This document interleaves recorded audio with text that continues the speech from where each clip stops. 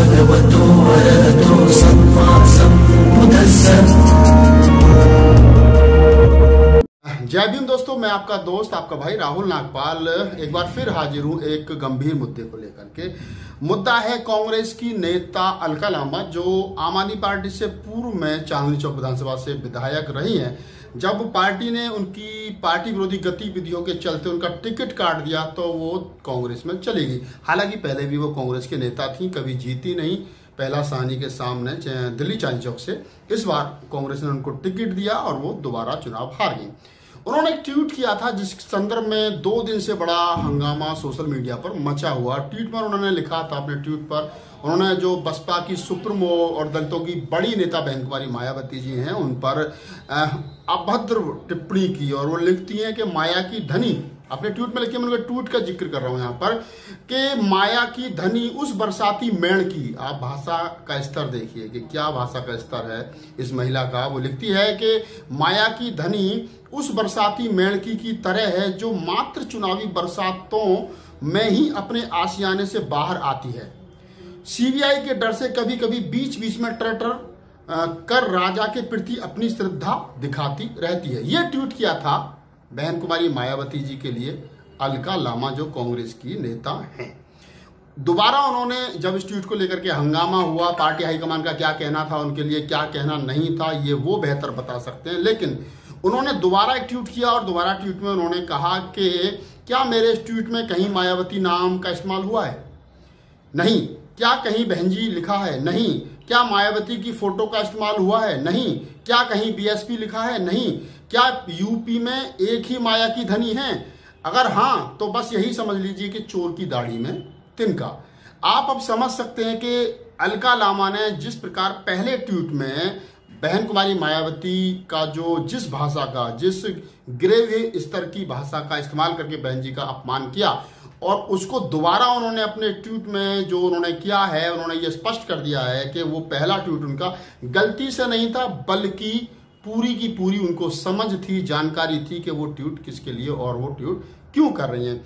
इसी बीच में हमारे जो भीम आर्मी के संस्थापक सदस्य भाई चंद्रशेखर रावण हैं और आजकल वो राजनेता हैं, उन्होंने अपनी पार्टी बना लिया आजाद समाज पार्टी, जैसा कि आप सब लोगों को विदित है। वो भी इस मसले में कूद पड़ते हैं। उन्होंने आज ट्वीट किया और ट्वीट करने के बाद में हंगामा बढ़ा। चंद्रशेखर रावण ट्वीट करते हैं अलका लांबा को कि अलका लांबा द्वारा बहन जी पर की गई टिप्पणी मूलतः जातिवादी एवं महिला विरोधी है। ये चंद्रशेखर रावण लिख रहे हैं, मैं पुनः आपको बताता चलूं। वो कहते हैं कि अलका लांबा द्वारा बहन जी पर की गई टिप्पणी पूर्णतः जातिवादी एवं महिला विरोधी है। स्पष्ट कर दूं कि राजनीति अपनी जगह है, लेकिन अपनों से बड़ों का अपमान हरगिज बर्दाश्त नहीं किया जाएगा। बहन जी से नीतियों पर मेरा मतभेद है, पर उनके प्रति मेरे दिल में असीम सम्मान है। अलका लांबा आपको माफी मांगनी चाहिए। यह चंद्रशेखर रावण ने ट्वीट किया है। इस ट्वीट के बाद में इस ट्विटर की जंग में अलका लांबा चंद्रशेखर रावण को जवाब देती हैं, और ये जवाब बड़ा दिलचस्प है, आपको सुनना चाहिए।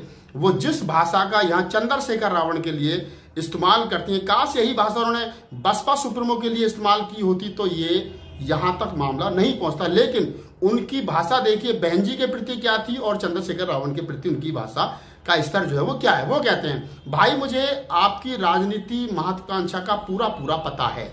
चंद्रशेखर रावण के ट्विटर के जवाब में अलका लांबा कहती हैं कि भाई शब्द का इस्तेमाल वो यहाँ करती हैं। ठीक उसी प्रकार मैं अपने दर्शकों को बताता चलूं कि जिस प्रकार जब चंद्रशेखर रावण सहारनपुर से और दिल्ली तक जब वो साइकिल पद यात्रा निकाल रहे थे, तो रास्ते में जब पुलिस की झड़प के साथ वो बेहोश हो गए थे और हॉस्पिटल में एडमिट थे, उन दिनों उस समय बड़ा स्ट्रीम मीडिया पर मामला हाईलाइट हुआ था कि जो कांग्रेस की बड़ी नेता हैं प्रियंका गांधी और राज बब्बर और तमाम कई बड़े नेता चंद्रशेखर रावण से मिलने के लिए अस्पताल में गए। उसके बाद में चंद्रशेखर रावण की और कांग्रेस की नजदीकियां पर मैं बाद में बात कर लूंगा, लेकिन वो भी सबको पता है कि मध्य प्रदेश और राजस्थान में चंद्रशेखर रावण और खासतौर से सहारनपुर लोकसभा क्षेत्र पर चंद्रशेखर रावण का रुख जो है वो कांग्रेस के प्रति नरम था और उनका समर्थन कहीं ना कहीं मौन रूप से कांग्रेस के साथ था। और उसके बाद चंद्रशेखर रावण ने एक ट्वीट किया था और वो कहा था कि आज हमारी बड़ी बहन प्रियंका गांधी मुझसे मिलने के लिए आई वगैरह वगैरह, बड़ी बहन कहकर के उन्होंने वहां संबोधित किया था।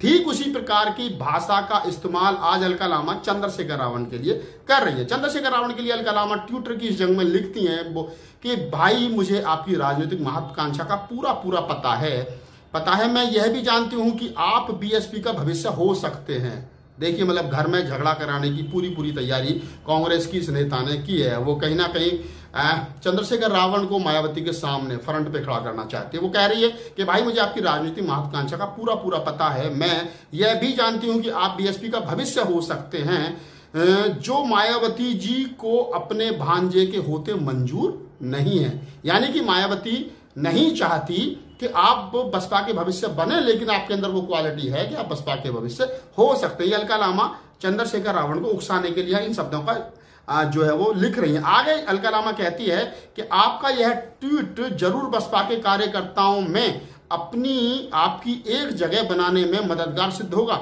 मेरी शुभकामनाएं आपके साथ। बस ये ट्वीट जो थे मैंने आपको पढ़ के सुना, और मैं ये बताना चाहता हूं कि ये 3 4 5 जो ट्वीटरों का जो मैंने जिक्र किया यहाँ पर, और आपने इन ट्वीटों को जो सुना है, इससे आपको कांग्रेस और हमारे जो बड़े नेता हैं आजकल के युवा दलों के धड़कन जिनको कहा जाता है, उनकी नजदीकियों का भी पता चल गया होगा। दोनों बहन भाई एक दूसरे को शुभकामनाएं दे रहे हैं। लेकिन इसके साथ साथ मैं यहाँ एक बात स्पष्ट रूप से कहता चलूं कि जो बहुजन समाज पार्टी के समर्थक हैं और बहन कुमारी मायावती जी के समर्थक दिल्ली एनसीआर में खास तौर से रहते हैं, राहुल नागपाल अगर कोई टिप्पणी करता है कभी किसी विषय को लेकर के पार्टी के भविष्य के लिए, पार्टी के अच्छे उज्जवल भविष्य के लिए, तो तमाम अंधभक्त मेरे पीछे पड़ जाते हैं, और इस कदर पीछे पड़ जाते हैं कि मेरे घर पे पथराव किया जाता है, मुझे गालियां दी जाती हैं, तमाम वगैरह वगैरह मेरे ऊपर बहुत सारे आरोप प्रत्यारोप लगते हैं। लेकिन आज अलका लामा ने इतनी बड़ी, इतनी गिरेवी स्तर से बहन जी पर टिप्पणी की है, एक भी समर्थक ना तो ट्वीट कर रहा है, ना लिख रहा है, ना बोल रहा है। क्यों?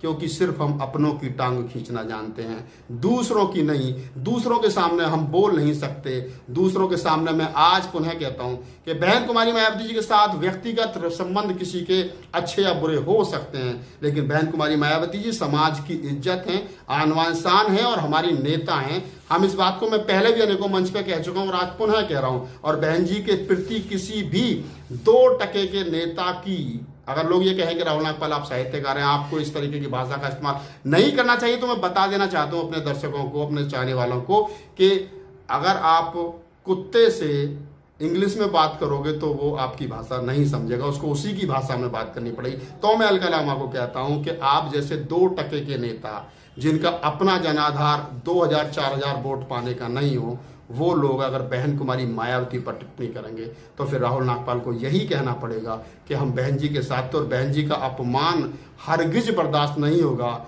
अलका लामा माफी मांगे और ना भी मांगे, ये कोई बड़ी बात नहीं है, लेकिन इन फ्यूचर ये ख्याल रहे कि बहन जी पर कोई भी टिप्पणी करने से पहले आपकी नेता प्रियंका गांधी और सोनिया गांधी, राहुल गांधी 20 बार सोचते हैं। आप उस पार्टी का एक मात्र सदस्य हैं, तो कृपया आप अपने बड़े नेताओं से सीखिए, और मुझे उम्मीद है कि आप भविष्य में ऐसी गलती ना करेंगे। और अगर पुनः ऐसी गलती हुई तो मैं कांग्रेस पार्टी के बड़े नेताओं से अपील करता हूं कि आप सीनियर नेता हैं और बहन जी के साथ सोनिया गांधी जी के संबंध हमेशा से मधुर रहे हैं, तो मेरी भी उनसे उम्मीद है कि वो अलका लामा के खिलाफ सख्त से सख्त कानूनी कार्रवाई करें, क्योंकि ऐसे लोगों का किसी भी प्रकार से राजनीति में बने रहना राजनीतिक दृष्टिकोण से ठीक नहीं है। अगर आपको मेरा ये वीडियो अच्छा लगा हो तो वीडियो को शेयर कीजिए, लाइक कीजिए, और हाँ, चलते चलते एक बात और आपको और बताता हूँ कि मुझे अपनी राय देना ना भूलें। इस वीडियो पर आप कमेंट्स कर सकते हैं, और अगर आपकी कोई पर्सनल विचार है तो मुझे ईमेल भी कर सकते हैं rahulnagpalofficial@gmail.com पर। आपको ये वीडियो कैसा लगा आप जरूर बताइए। जय भीम, नमो बुद्धाय, जय मूल्य।